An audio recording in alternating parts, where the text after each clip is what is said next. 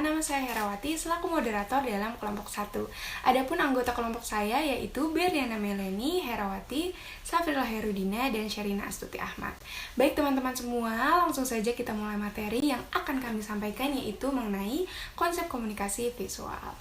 Tidak hanya berada di lingkungan digital, komunikasi visual sudah sangat akrab di kehidupan masyarakat, dibuat dengan teknologi canggih dan disebarluaskan juga dengan teknologi. Menurut Sambo Tinarbuko, dalam bukunya yang berjudul Desain Komunikasi Visual, produk-produk dari komunikasi visual digunakan untuk periklanan, sarana informasi, desain grafis seperti logo, dan multimedia interaktif. Kemudian, komunikasi visual sendiri itu apa sih? Nah, komunikasi visual itu terdiri dari dua kata. Yang pertama, komunikasi, dan kemudian yang kedua, visual.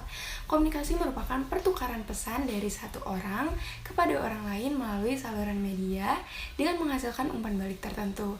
Sedangkan visual adalah sesuatu yang dapat dilihat melalui indera penglihatan. Dari kedua pengertian tersebut, maka komunikasi visual dapat diartikan sebagai proses pertukaran pesan visual antara komunikator dan komunikan dengan menghasilkan umpan balik tertentu. Nah, komunikasi visual juga meliputi mekanisme kerja indera visual yang menangkap kesan tersebut akan diteruskan ke otak untuk kemudian menghasilkan interpretasi makna tertentu. Dalam komunikasi visual, proses pertukaran pesan melibatkan lambang, huruf, warna, foto, gambar, grafis, dan unsur visual lain melalui varian media tertentu yang memiliki interpretasi makna tertentu. Nah, kemudian komunikasi visual ini pasti berkembang dari zaman ke zaman. Nah, komunikasi visual ini pertama kali pada zaman prasejarah, di zaman gua, komunikasi visual ini masih berbentuk seperti piktogram yang ada di samping saya. Piktogram ini bentuknya seperti masih sederhana dan belum banyak modifikasi, gambar yang menyerupai dan menjadi representasi wujud aslinya. Jadi kalau misalnya piktogram berbentuk hewan, memang seperti itu. Kemudian berkembang kemudian di zaman revolusi industri pada abad ke-20 yang mana sudah mulai ada kemajuan seperti ada mesin cetak, jadi muncul banyak penerbitan, periklanan, perdagangan dan sebagainya. Nah, dari sini komunikasi visual juga ikut berkembang.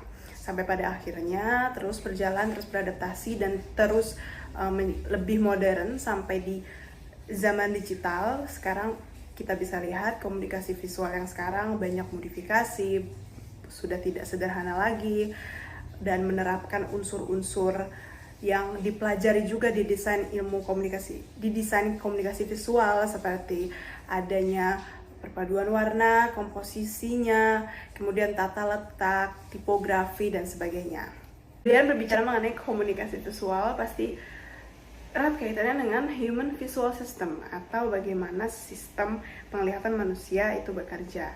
Jadi segala stimulus yang ditangkap oleh mata kita itu tidak lepas dari peran panjang gelombang, intensitas cahaya, dan sel di mata kita sendiri. Jadi panjang gelombang itu perannya sebagai penentu warna yang akan ditangkap oleh mata kita. Intensitas itu ya terang dan gelapnya. Dan kemudian di mata kita atau di mata manusia itu terdapat dua sel. Sel yang pertama itu sel kon dan sel rod. Kon itu fungsinya itu dan sel yang aktif jika di lingkungan yang terang, dan rod itu di lingkungan gelap. Nah, jadi singkatnya kalau kita melihat benda warna kuning misalnya, nah dari benda warna kuning itu ada panjang gelombang yang ditangkap oleh mata kita. Kenapa bisa warna kuning? Karena panjang gelombangnya itu berkisar di antara 570 sampai 580 nanometer. Jadi itu yang diserap oleh mata kita. Nah, peran kon itu punya color detecting molekulnya. Jadi kalau di kon itu ada red, ada green, ada blue. Jadi kenapa kita bisa lihat benda itu warna kuning? Yang aktif itu ada red dan greennya. Rednya berapa nanometer, greennya berapa nanometer, sampai akhirnya mata kita itu bisa mempersepsikan atau menafsirkan kalau benda itu warna kuning, kayak gitu. Jadi singkatnya seperti itu. Berbicara tentang visualnya, itu otak bekerja. Dan kalau otak bekerja, itu pastinya juga ada persepsi manusia itu seperti apa. Nah, persepsi itu suatu kegiatan gitu ya, atau tindakan yang mana kita menangkap sesuatu dan kemudian kita menginterpretasikan dan menafsirkan apa itu. Jadi kalau misalnya berhubungan dengan visual, pas visual effect-nya atau visual di masa lalu itu pasti akan mempengaruhi persepsi yang ada di masa sekarang gitu. Jadi kalau waktu itu kita melihat benda itu kuning dan terjadi lagi di masa sekarang kita melihat benda itu, ya warnanya juga kuning lagi kayak gitu. Jadi persepsi itu seperti itu. Jadi apa yang bisa diterapkan dari sistem visual manusia dengan komunikasi visual. Jadi karena komunikasi visual itu berhubungan dengan desain komunikasi visualnya, begitu. Bagaimana sebuah poster, komposisi gambarnya, kepadatannya, warna dan sebagainya, tulisannya itu harus dibuat se-eye-catching mungkin. Jadi bisa menarik perhatian mata, kemudian diingat, kemudian bisa diinterpretasi baik dari otak, dan ya jadinya memorable. Sudut pandang komunikasi visual ada dua. Yang pertama, teknologi informasi, dan yang kedua, linguistik. Sudut pandang komunikasi visual terdiri dari dua teknologi, yakni teknologi informasi dan yang kedua adalah linguistik. Komunikasi visual sebagai teknologi informasi yang melihat sebuah proses pengiriman ide melalui gambar, tulisan, lambang, dan sebagainya, yaitu merupakan proses dari sebuah linear. Sudut pandang ini mempunyai sifat satu arah yang merupakan tidak mempunyai timbal balik. Ketika komunikasi visual, seni berkaitan dengan keahlian dalam bentuk membuat karya untuk mendapatkan perhatian khusus dari orang lain untuk mengeksplorasi dan berkontemplasi ketika melihatnya. Estetika memegang peran penting dalam komunikasi visual. Keberimbangan pada objek, keberimbangan antara objek visual ataupun garis, bentuk, nilai, dan warna. Pembuat objek atau bisa disebut ideologi, latar belakang, kompetensi pada kesesuaian makna.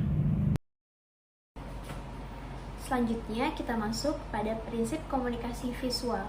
Yang pertama ada prinsip kesatuan atau unity, yaitu mengorganisasi seluruh elemen dalam suatu tampilan grafis.